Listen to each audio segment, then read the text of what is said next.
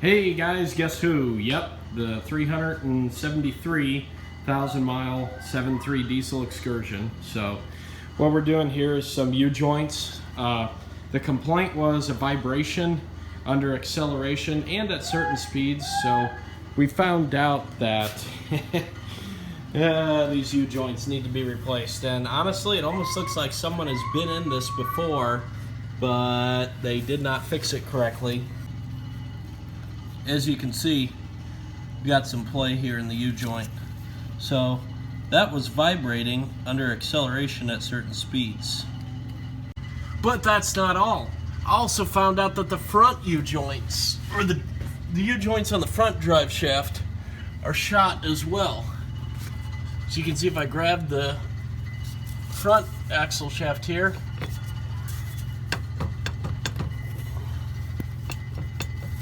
we've got a lot of play back there. That's all in the U-joint. So there's quite a bit of play in these U-joints. All right, I got the old U-joints out of the rear drive shaft here, and as you can see, this one is all dried up. Bearings were completely gone. There was nothing left of this thing. So indication that they were pretty well shot, even though there was grease in the rest of them. Some of them came apart as I pressed them out, but this is a job while you're doing one, you might as well do the other while you got all your tools out and everything. It's a messy job. There really is no way around it. Having one of those presses really helps versus hammering them. But yeah, here we go. So I'm gonna put the new U-joints in. These have got grease fittings on them, so we'll make sure that we get them in a greasable position rather, within the drive shaft. We'll put this thing back together, see if that fixes our vibration problem. So I got new U-joints in on both sides of the rear drive shaft here and took it out for a drive.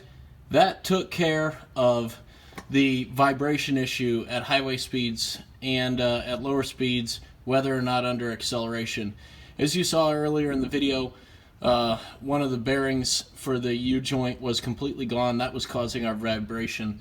So new U-joints, and that fixed the problem entirely. The grease fitting on these is a little bit different style. It takes the needle tip grease gun, so you can still keep them greased. As you can see, there's a little bit of overflow grease coming out here, but nothing to worry about.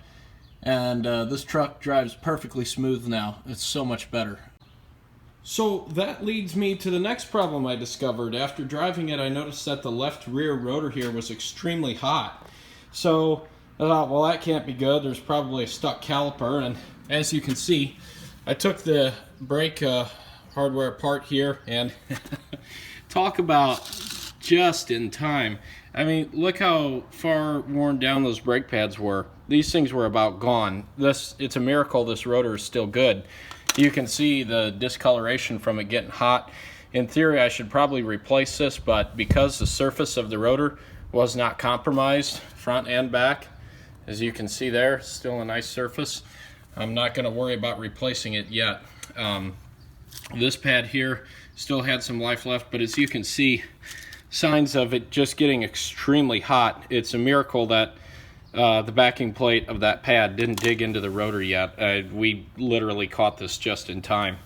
So I tried compressing the caliper, and as you can see, one piston went in further than the other. This piston is seized up.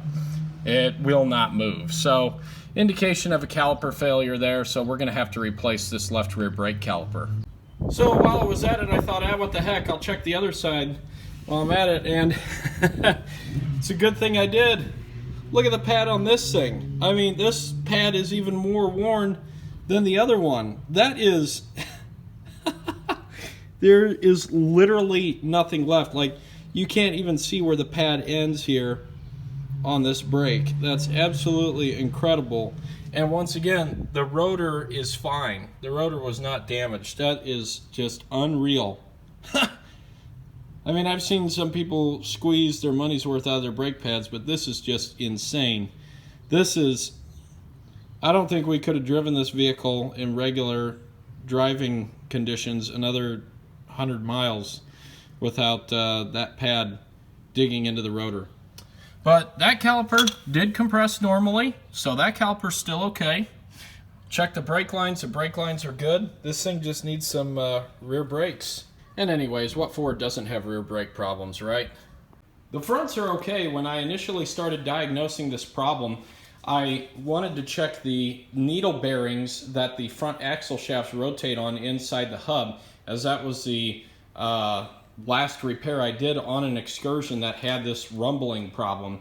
So I've checked the front brakes. The front brakes are fine. There's nothing wrong there. And the bearings themselves were good too. Like I said, the problem ended up being in the U-joints, but it was a good opportunity to take those apart, grease up the automatic vacuum hubs, which, gosh, I don't know whose idea that was, but I don't care for it one bit. And it's amazing that they still do it to this day. Oh well. So I cleaned all that up, made sure they're working properly, and the brakes are in good condition in the front. So now here we've got two new calipers. This is the driver's side, and I'll show you the passenger side one as well, but it's a loaded caliper, which means it's got pads and a bracket along with the caliper as well and all the hardware. So as you can see, we're good to go here on this side and on the driver's side as well. And what I like to do is, after you install a new caliper, crack the bleeder screw open a little bit and just leave it open until you see brake fluid start to drip out like so. Then tighten it up. Now you will need an assistant to help you bleed the brakes, and that's what we're going to do here in a little bit. So by cracking the bleeder screw and letting most of the air out, you're going to really reduce the amount of time that you're going to spend with two people bleeding the brake system, since most of the air is already out.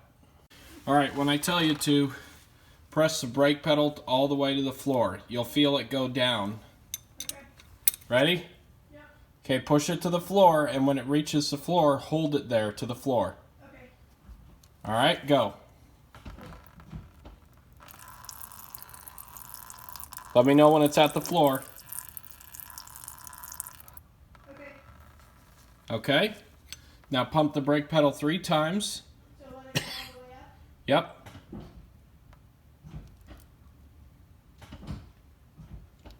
And then on the 3rd time, hold it down.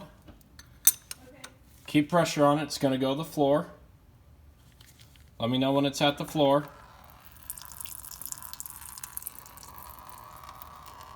Okay. And pump it up one more time, 3 times. And on the 3rd time, hold it down. This is 3. Alright, hold it down. Push it all the way to the floor.